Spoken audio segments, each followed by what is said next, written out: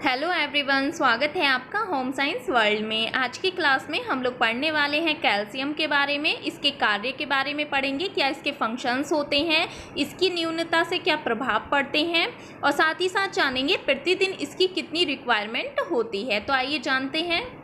तो यदि कैल्शियम की बात की जाए तो कैल्शियम क्या होता है, तो ये मिनरल्स के अंतर्गत यानी खनिज तत्वों के अंतर्गत आता है कैल्शियम। ठीक है, जब हम खनिज तत्वों की बात करते हैं यानी मिनरल्स की बात करते हैं तो हम 2 टाइप के मिनरल्स पढ़ते हैं। एक तो होते हैं आपके मेजर एलिमेंट, दूसरे होते हैं ट्रेस एलिमेंट।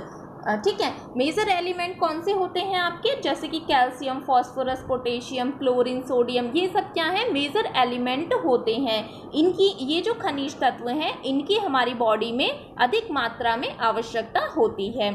दूसरे कौन से होते हैं, ट्रेस तत्व होते हैं यानी ट्रेस एलिमेंट होते हैं, जैसे कि लोहा, तांबा, मैग्नीज, आयोडीन, इनकी हमारी बॉडी में कम मात्रा में आवश्यकता होती है। ठीक है, अब ये जो कैल्शियम है ये किसके अंतर्गत आता है, तो ये जो है ये मेजर एलिमेंट के अंतर्गत आता है कैल्शियम। ठीक है, अब इसमें हम जान लेते हैं कैल्शियम का कार्य क्या है। तो ये जो है शरीर के विभिन्न कोशिकाओं के लिए कैल्शियम एक आवश्यक पदार्थ होता है। अस्थि, दांत तथा कोमल तंतु तथा अन्य भाग में कैल्शियम का अनुपात अन्य सभी खनिज तत्वों से अधिक होता है। ठीक है, जितने भी मिनरल्स हैं उनमें सबसे ज़्यादा कैल्शियम का अनुपात ही अधिक होता है। आगे बात करते हैं, शरीर में कुल कैल्शियम का 99% भाग जो होता है वो अस्थियों तथा दांतों में होता है। शेष 1% भाग अन्य कोमल ऊतकों में होता है।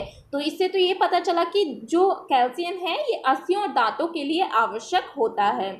आगे हम बात करते हैं कैल्शियम के कार्यों के बारे में, इसके क्या फंक्शंस होते हैं इनके बारे में जानेंगे। तो कैल्शियम के यदि फंक्शंस की बात की जाए तो ये 2 तरीके से वर्क करता है। एक तो है निर्माण कार्य का वर्क करता है, दूसरा रेगुलेटरी फंक्शंस का ये कार्य कर रहा है यानी नियामक कार्य ये कर रहा है। तो ये 2 तरीके से कार्य करता है, इन दोनों के बारे में जानेंगे। तो देखिए, निर्माण कार्य यानी बिल्डिंग फंक्शंस की बात की जाए तो इसका कार्य क्या है, ये कैल्शियम जो है फास्फोरस के साथ संयुक्त होकर दांतों तथा अस्थियों का निर्माण करता है, उन्हें मजबूती प्रदान करता है और विकास काल में कैल्शियम की अत्यधिक आवश्यकता होती है। यानी ये क्या कार्य क्या कर रहा है, निर्माण का कार्य कर रहा है। ये क्या कर रहा है, दांतों तथा अस्थियों का निर्माण ये करता है। ठीक है, उन्हें मजबूती यानी दृढ़ता प्रदान करता है।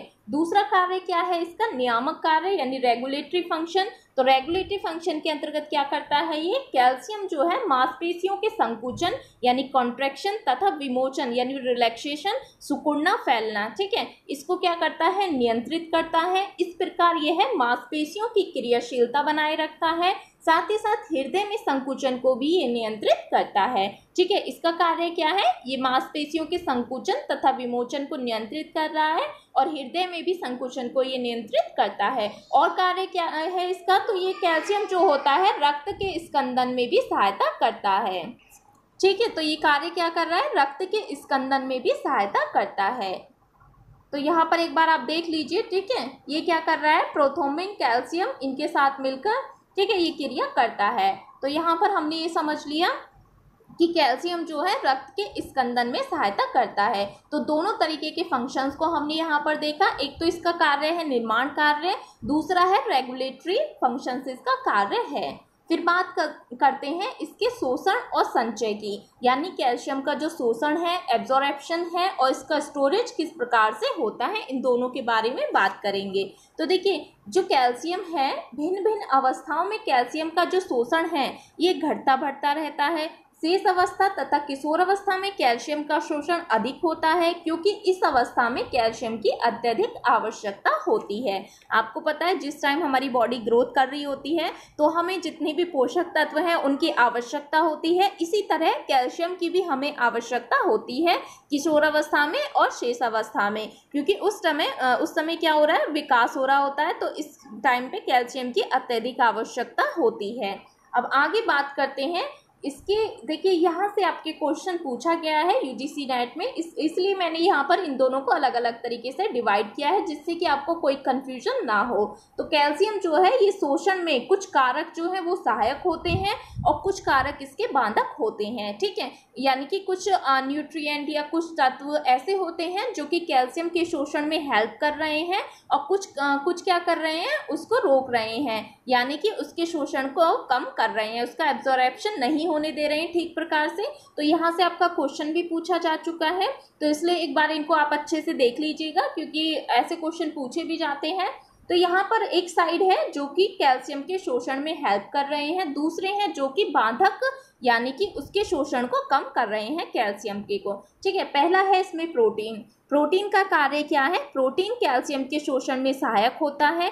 आहार में प्रोटीन की कमी से कैल्शियम का जो शोषण है वो कम हो जाता है तथा आहार में यदि हम प्रोटीन की मात्रा बढ़ा दें तो क्या होगा, कैल्शियम का शोषण भी अधिक होगा, ठीक है। तो इससे तो ये पता चलता है कि ये जो है कैल्शियम के शोषण में प्रोटीन जो है ये हेल्प करता है यानी सहायक होता है। दूसरा है विटामिन डी, ठीक है। विटामिन डी आपको पता ही है ये कैल्शियम के लिए हेल्पफुल होता है। फॉस्फोरस हो गया या कैल्शियम हो गया, ये दोनों ही हेल्प करते हैं, ठीक है।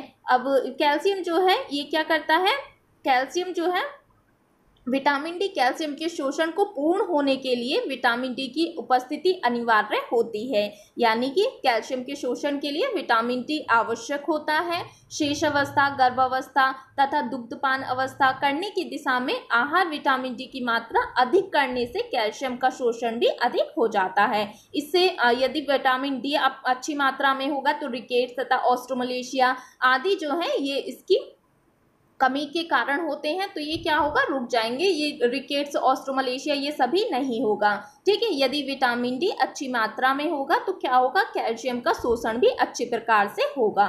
फिर है फॉस्फोरस। फॉस्फोरस भी क्या करता है, ये भी हेल्प करता है कैल्शियम के शोषण के लिए, यानी कि उसका एब्जॉर्प्शन में ये हेल्प करता है। लैक्टोज भी हेल्प करता है, ठीक है। लैक्टोज क्या करता है, कैल्शियम के शोषण को बढ़ाता है, ठीक है। लैक्टोज आंत में लैक्टिक अम्ल में परिवर्तित हो जाता है, अतः आंत में अम्ल की मात्रा बढ़ जाती है। इस कारण क्या होता है, कैल्शियम जो है शोषित हो जाता है, अधिक कैल्शियम शोषित हो जाता है आंतों में। तो यानी कि इंटेस्टाइन में क्या होता है, जो कैल्शियम है वो अधिक मात्रा में शोषित हो जाता है, तो लैक्टोज भी हेल्प करता है। फिर इसके जो बाधक हैं यानी कि जो इसके शोषण को कम कर रहे हैं, कैल्शियम के एब्जॉर्प्शन में कमी कर रहे हैं, कौन कौन से हैं, एक होता है फॉस्फेट तथा फाइटिक अम्ल। ये कार्य क्या कर रहे हैं, तो ये यदि इनकी मात्रा भोज्य पदार्थों में फॉस्फेट की मात्रा अधिक है तो ऐसे में क्या होगा, जो कैल्शियम है उसका शोषण में विघ्न ये पैदा करता है, यानी कि कमी उसके शोषण में हो जाएगी, एब्जॉर्प्शन जो है वो ठीक प्रकार से नहीं होगा कैल्शियम का।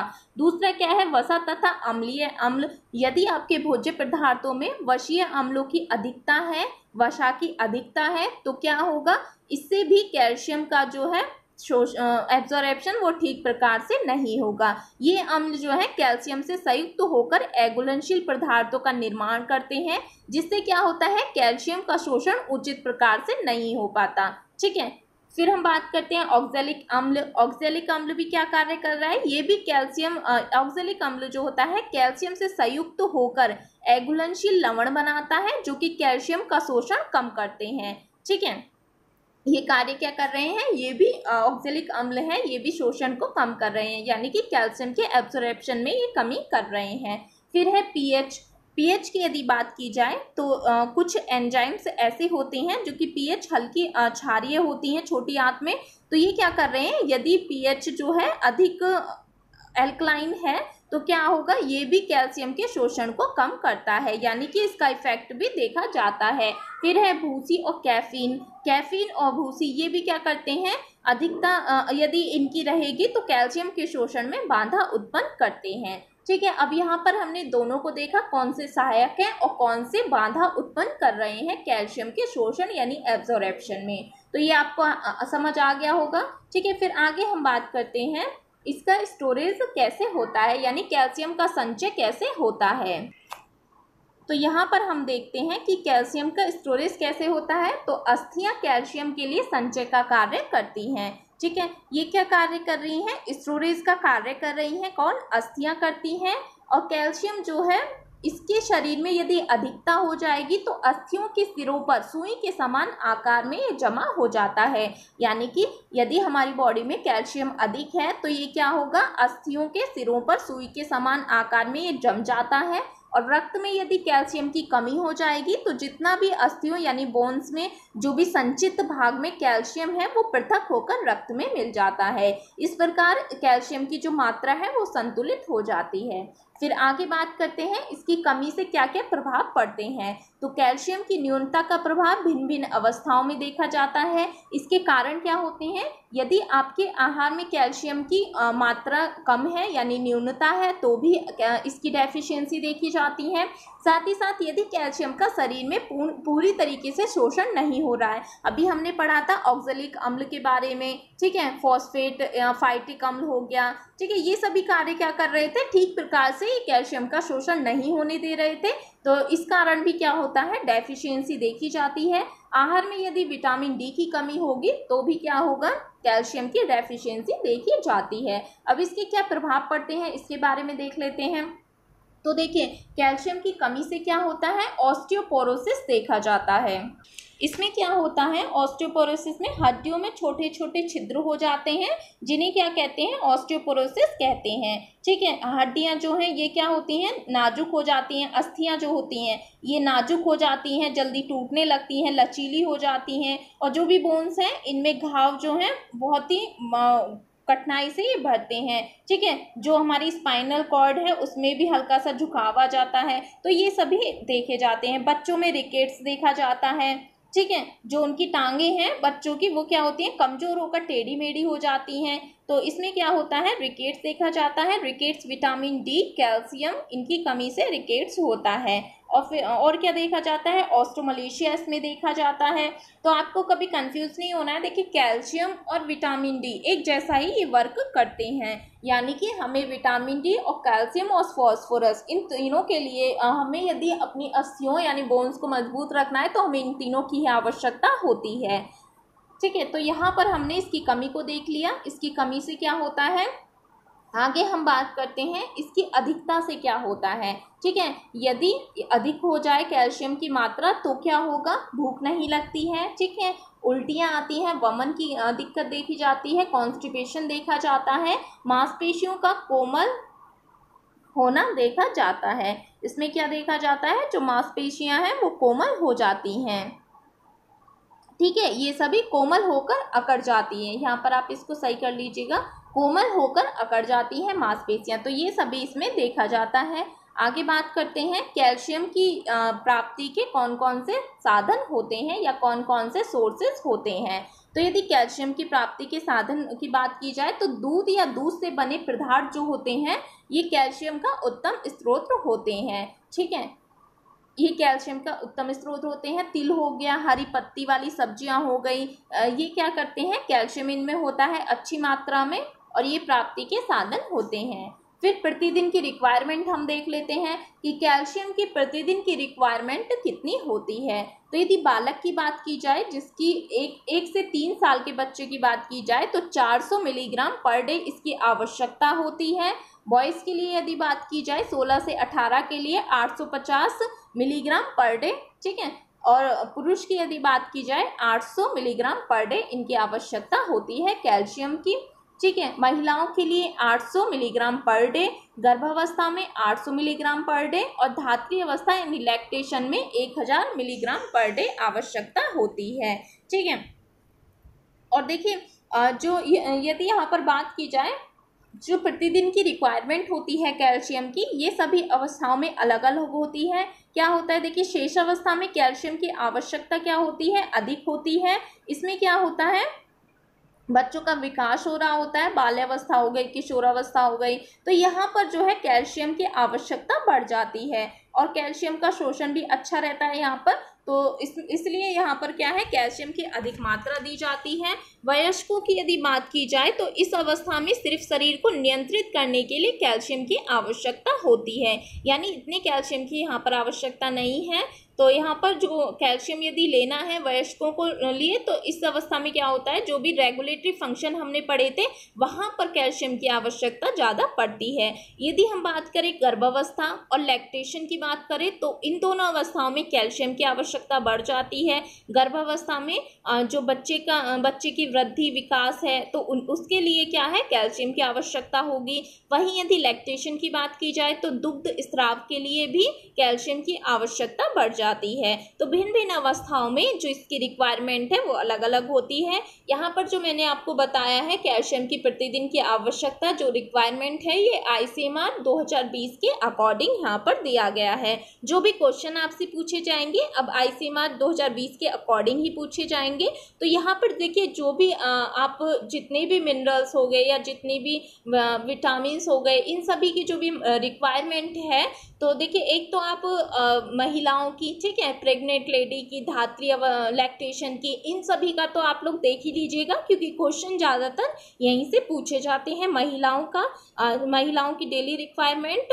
और जो भी लैक्टेशन वुमेन है इनकी, तो इन सभी का अक्सर पूछा जाता है एग्जाम में। तो आप एक बार देख लीजिएगा, जितने भी न्यूट्रिएंट है मैंने RDA कराया हुआ है, आप डिटेल में वहाँ पर एक बार देख लीजिएगा। बाकी तो जो भी मैं कराती रहूँगी और जो भी हम प्रैक्टिस सेट लेकर आएंगे उसमें भी आपको ये सब कराते रहेंगे, ठीक है। अब इसमें महत्वपूर्ण बिंदु कौन कौन से हैं, एक तो आपको ध्यान रखना है कि कैल्शियम के फंक्शंस क्या है, ठीक है, ये किसके अंतर्गत आता है, तो ये मेजर एलिमेंट है, इसका क्या कार्य है, ठीक है, इसके क्या फंक्शंस हैं। दूसरा इसकी शोषण किस प्रकार से होता है, कौन से इसमें सहायक होते हैं और कौन से इसमें बाधक होते हैं, ठीक है, और इसका स्टोरेज कैसे होता है, इसकी कमी से क्या क्या प्रभाव पड़ते हैं, ऑस्टियोपोरोसिस देखा जाता है, रिकेट्स देखा जाता है, ऑस्टियोमलेशिया, ये सभी देखे जाते हैं इसमें, ठीक है।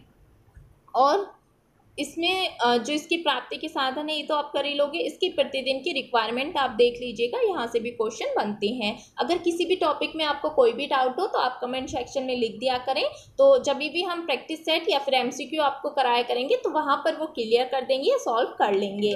अभी आपकी जो है एक तो आपकी बस्ती है एजुकेशन एक्सटेंशन की, ठीक है, एजुकेशन एक्सटेंशन और उससे संबंधित जो भी प्रोग्राम थे वो मैंने वैसे कराए हुए हैं, लेकिन थोड़ी वहाँ पर वॉइस की प्रॉब्लम है तो वो मैं दोबारा से आपको करा दूंगी, आपके एग्ज़ाम से पहले आपको सारा कुछ करा दिया जाएगा। और बात करें यदि जितनी भी एम्ब्रॉयडरी है, ठीक है, एम्ब्रॉयडरी हो गई या फिर जितनी भी प्रिंटिंग हो गई, ये सभी भी, और जो भी फाइबर है उन सभी को भी आपका करा दिया जाएगा एग्ज़ाम से पहले ही, ठीक है। और किसी को कोई भी डाउट हो तो आप कमेंट सेक्शन में लिख दीजिएगा। Thank you.